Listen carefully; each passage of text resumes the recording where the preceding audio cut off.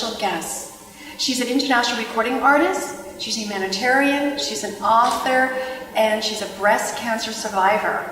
Her name is Bif Naked. Welcome to the closing act.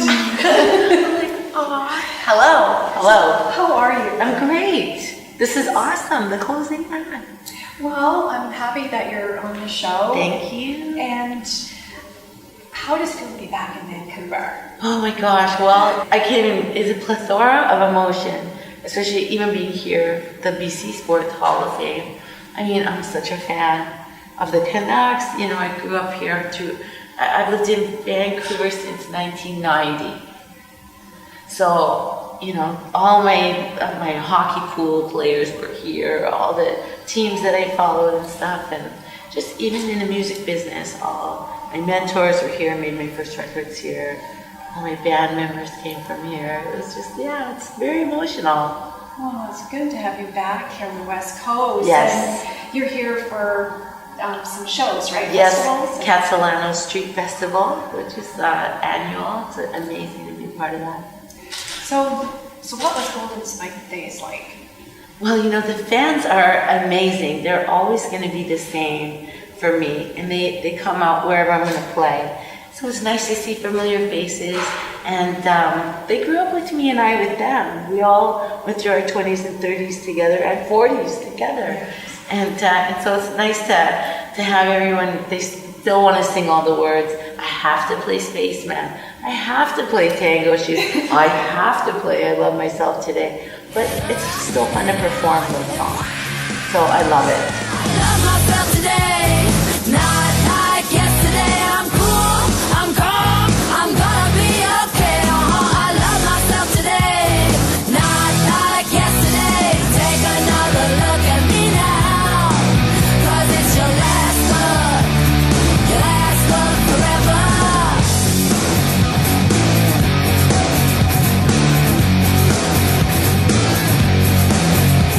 Well, look at you, you're all puffed up in a big red truck, but you're out of luck this time. Well, that's tough, 'cause I'm on fire, too hot to touch, with a chat room full of lovers on the line. Gonna step right up, squish out my soul. I'm gonna be proud and loud and out of control.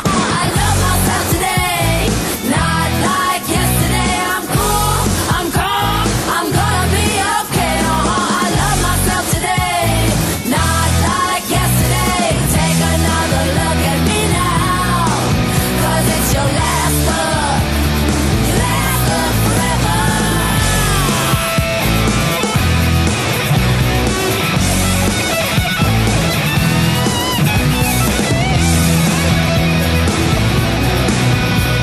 I'm looking in the mirror and I like what I see. I've lost the fear in the heart that's been eating at me. 'Cause being with you was like a hangman's noose. I was living my life in dead man's shoes. I'm headed up, made up my mind. I'm gonna get up and out and wild.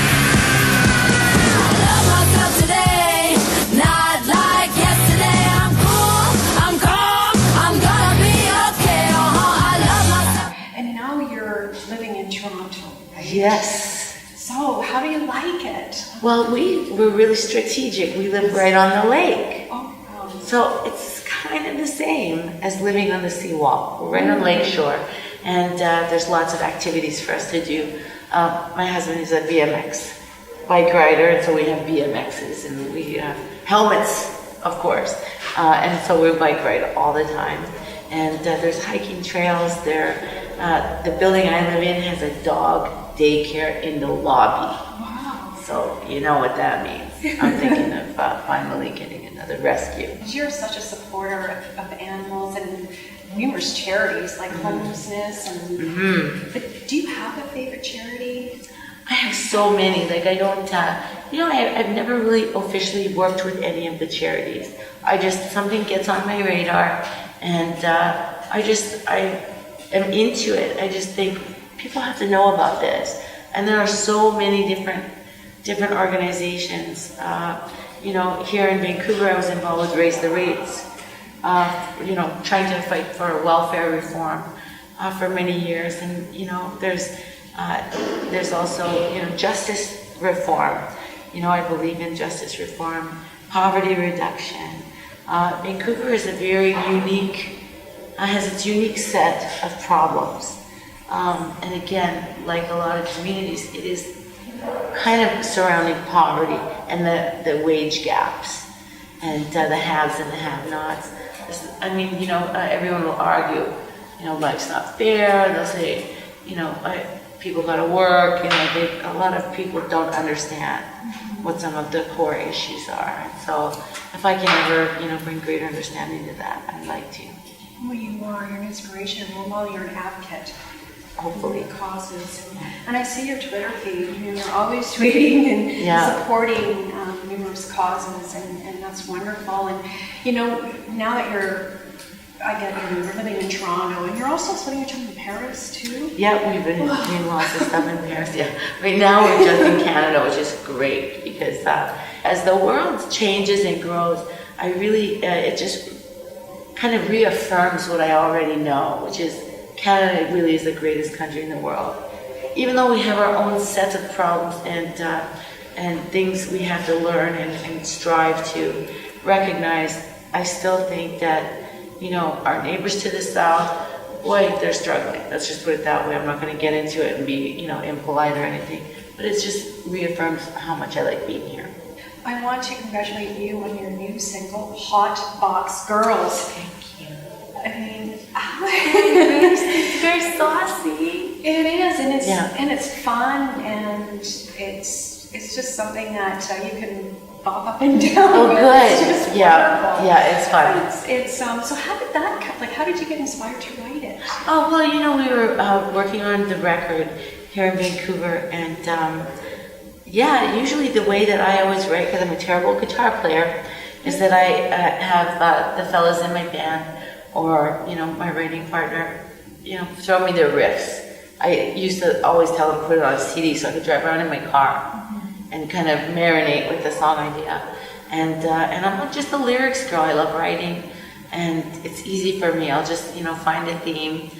And with Hot Box Girls, it was the riff that he came with was really like a swing beat. It was rat tat tat tat. It was just like it reminded me of showgirls and burlesque. And the song is about all the things I admire about these women who are in burlesque and showgirls.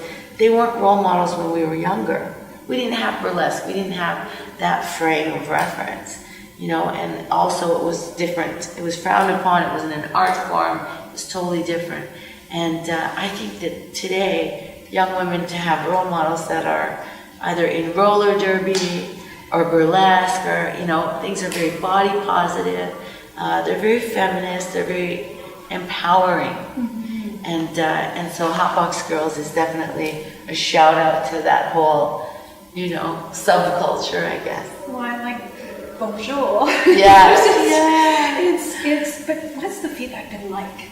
Oh, people really, people resonate with the song. It's a little bit like, I don't know, again, it's got that train track beat or that swing beat. It's like a sock hop.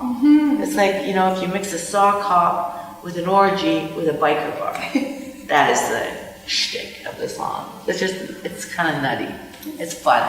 And you also perform with your husband. Yes. Snake, and you also have a song called Heavy. Yes. Tell us about that one. So Heavy is a song that I co-wrote with my longtime collaborator and manager, Peter. And Peter and I wrote Spaceman together and Tango Shoes. And so Heavy was one of the newer songs that we'd written.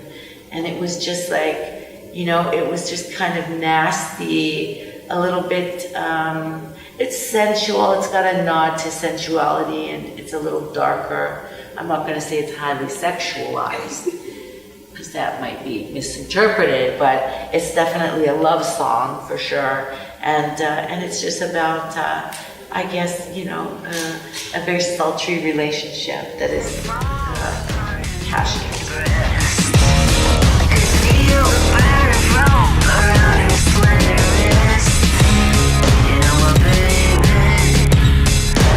Likes it heavy.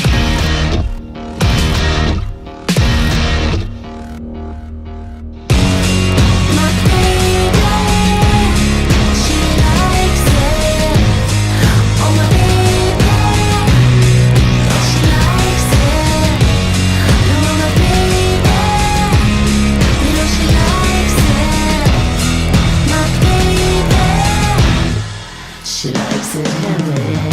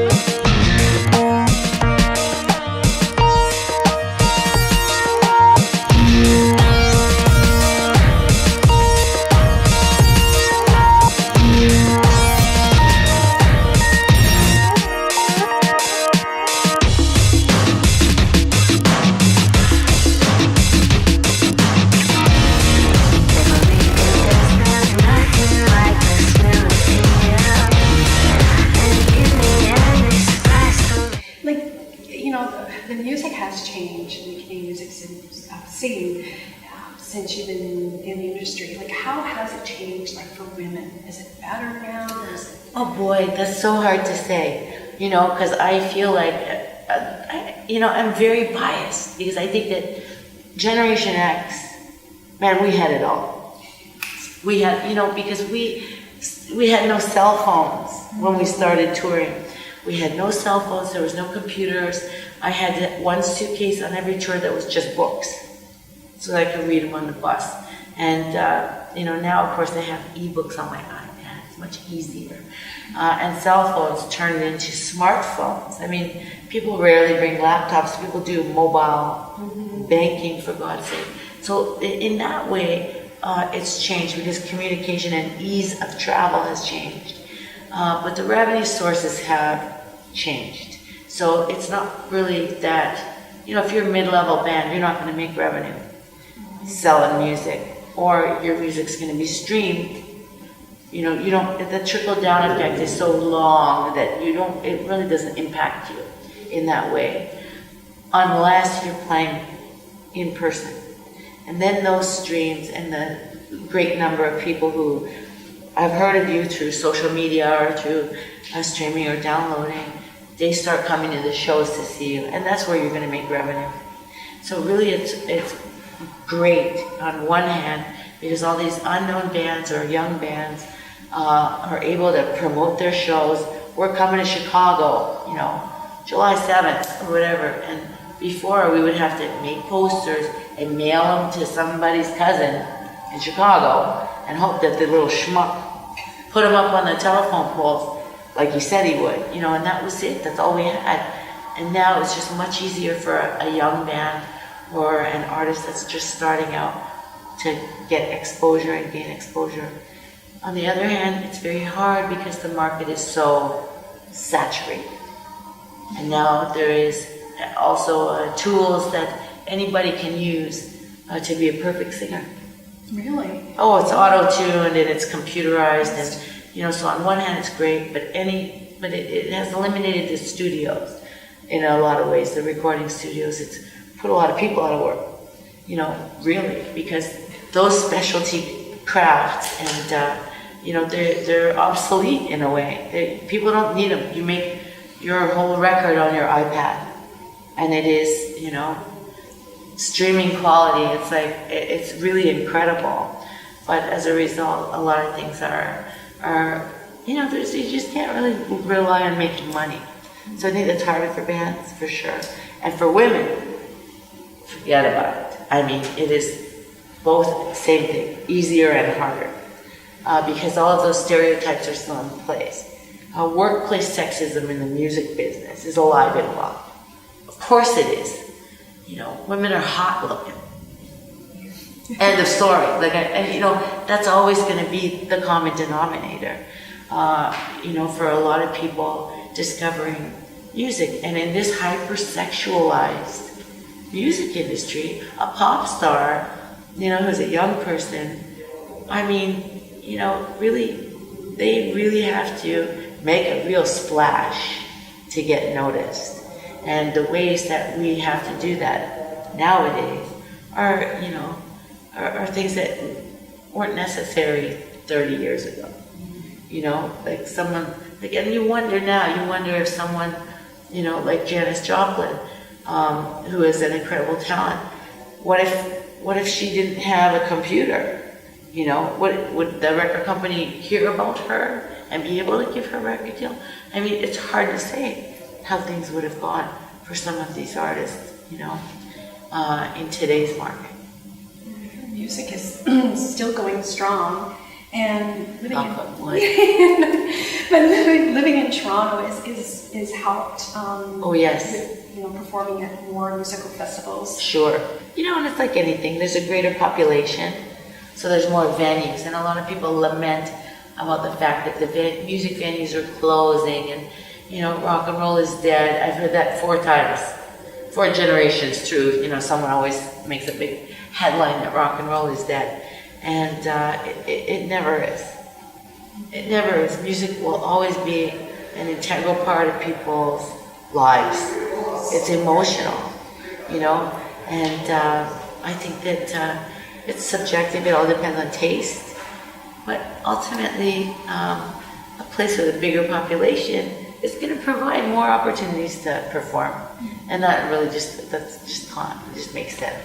Tell us about your next tour. Our tour is coming up in the fall. It's going to be a national Canadian tour. My guess is it's going to be late October into November, and definitely we're coming to Vancouver. Yes. Yes, I'm very excited about that. That's wonderful. And where can people hear your music? Well, ultimately, all the places. Yes. They can go on. They can, do a search on the internet, and stuff will come up. A lot of garbage too. Who cares? And they can go to Twitter. Bif Naked is my Twitter handle. Instagram, Bif Naked was taken, so that's not my Instagram handle. I think it's taken. Oh yeah, it was already taken. So I think it says the one and only Bif Naked or something like that. So you'll find it. It's up there. And Facebook is the same. The one and only Bif is what it says on Facebook. There's a null say naked on Facebook. How do you prefer performing or in the studio? Always performing. Yes. Always. The studio drives me bananas. I'm a performer. I'm always going to be a performer. I love it. And we might do a live record, and then I'll be really happy. Well, I want to thank you very much for coming on the show. And we'd like you to come back then when you're back here. Oh, I love it.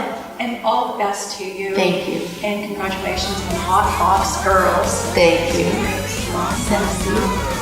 we'll be right back. Streets back